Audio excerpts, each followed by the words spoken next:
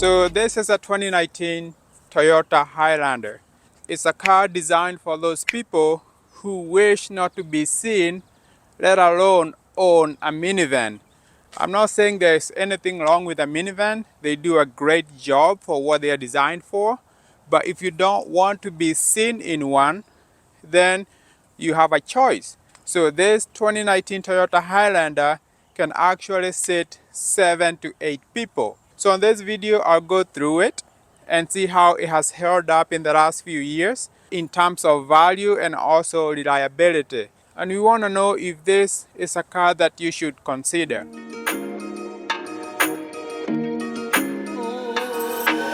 This is the third generation of the Toyota Highlander, and they started production in 2014 and added in 2019.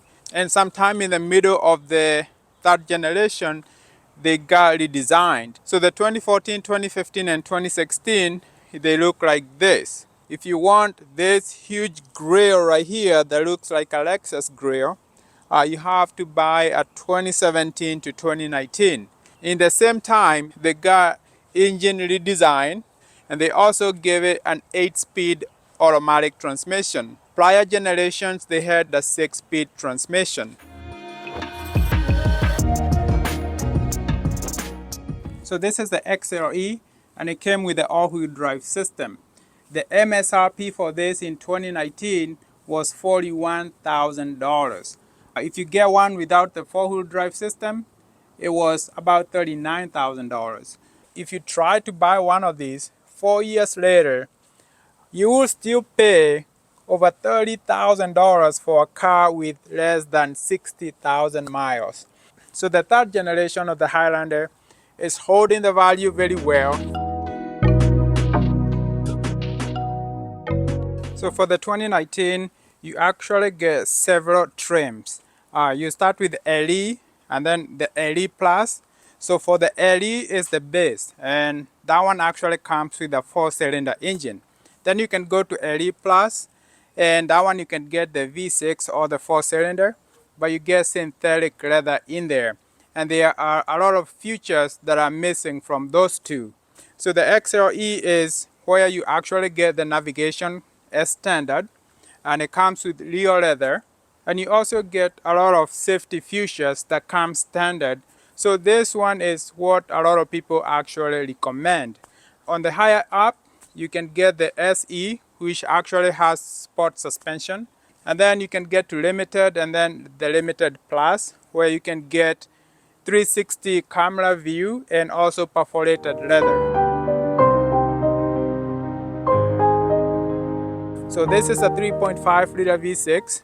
In 2017, it was redesigned. They gave it some new technology like the engine start-stop system. So it makes around 295 horsepower and 263 pound-feet of torque.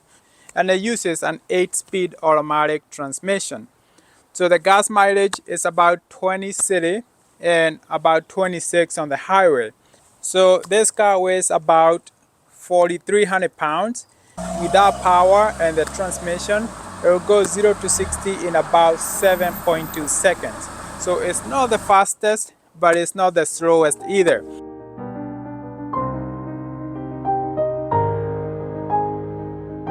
So the driving dynamics on this car, they're good. They're good for what the car is actually designed to do. It has soft suspension, so it does soak up the bumps very well. So the steering wheel is light, it's power assisted. It makes you feel like you're driving a smaller car. You know, it has a little bit of a play to it. It's not as tight, but that's fine. That's fine for a car that is meant to take your family from one point to another without too much compromises. But if you make sudden movement to the steering wheel, you can actually start to feel the body roll because of soft suspension. It's not a bad thing, but it's not confidence inspiring either. So this has some old tires. It does allow a little bit of road noise in here, but even then it's not too bad. So the throttle response is a little bit lethargic. Once you push on the gas pedal, you know, it takes a few seconds to think if you want to go fast or not. If you put good tires, you can actually take it off-road because you have all-wheel drive system, and you can actually lock the differential and keep the power on the back if you're driving at a low speed. You also get 8 inches of ground clearance. So the other thing that came standard in 2017 was the tow package, and it has a 4-pin electrical outlet. So while we are back here, the other feature I really like about this car, and I wish more manufacturer would do this, is being able to open the rear window. There is a switch here. It does have gas shocks, so it shoots up pretty easy. And then you have access to your belongings without opening the lift gate, because some people do experience issues with the lift gate with this car.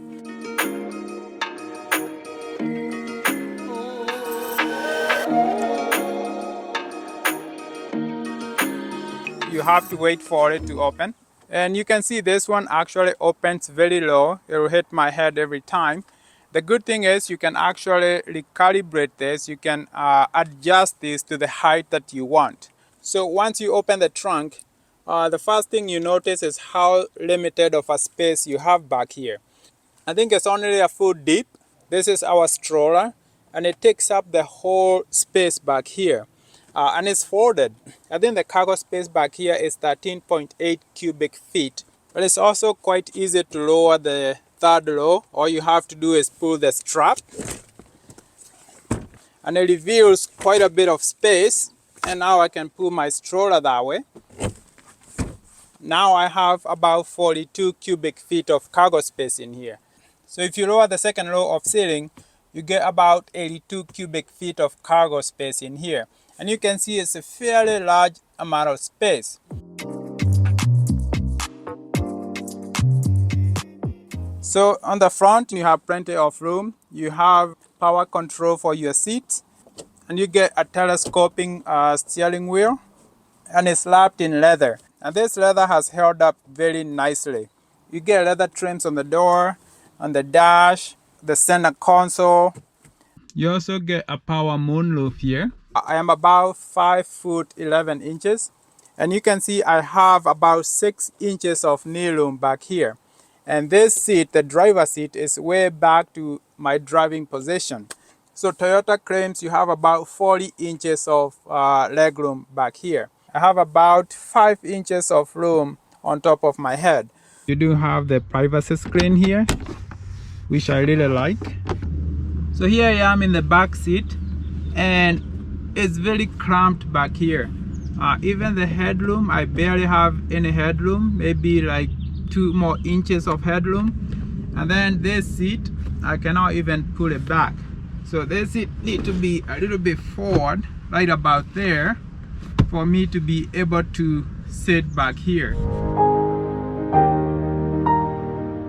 So for the infotainment, you get the 8-inch screen. But the one thing I have to say, even for 2019, it did not come with Apple CarPlay or Android Auto. And I think that's a big letdown for this infotainment. It's responsive. Given the graphics, you can tell this is an outdated infotainment. So navigation comes standard. You do have Bluetooth in here. You have Easy Speak, and this allows you to speak to the people in the back seat, in the third row, if you don't want to yell. You have 3 USBs here. You can lock the differential. I think this is hill assist, like when you're going downhill. Snow mode, traction control. The front seats are heated. They are not cooled, they are just heated in this car. So for safety, you get LED headlights and tail lights, automatic high beam, and the pre-collision avoidance system on the front, and automatic braking. It does have bright spot monitoring, rear view camera, and a lot of other safety features offered in the Toyota safety package. I think they call it Toyota Sense P.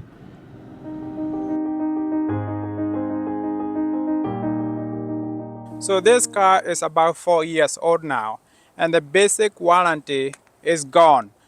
This had a 3-year or 3,600 miles bumper to bumper warranty, but they also came with a 5-year or 60,000 miles of drivetrain warranty.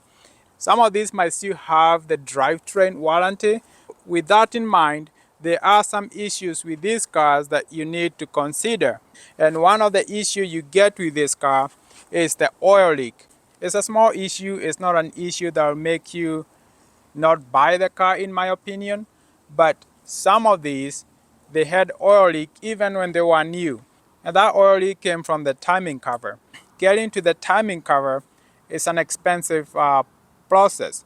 Most of them actually require dropping the engine, but Toyota took care of this when they were under warranty. So if you buy one today, check down here to make sure there is no oil leak dripping down to the suspension area. The other common thing is the brakes. The brake rotor wear out a little bit faster, but this is a heavy car, so that's kind of expected.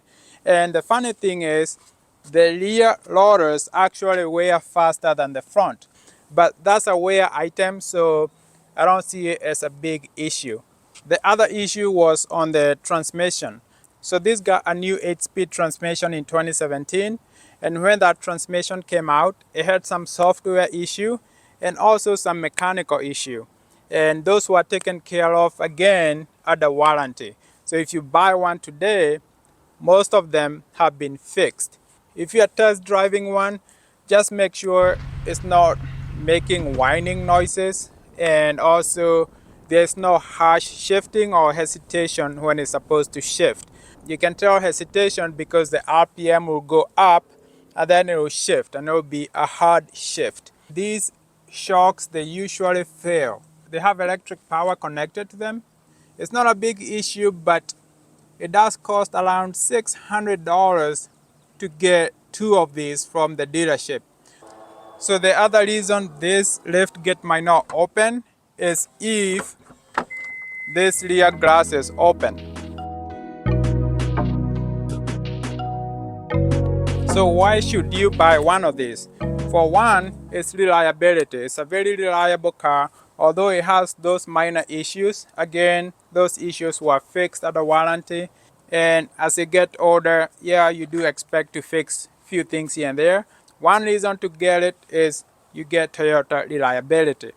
The second reason to get one of these is because of how it retains value. So the other reason to get it is it drives very comfortably. This is a very comfortable car. It soaks up the bump very well. Again, it's practical. You are able to sit 7 or 8 people. Our advice for the V6 2017 to 2019 if you are looking for the 3rd generation of the Highlander. So I want to say thank you guys for watching, and please consider subscribing, and I'll see you guys on the next one.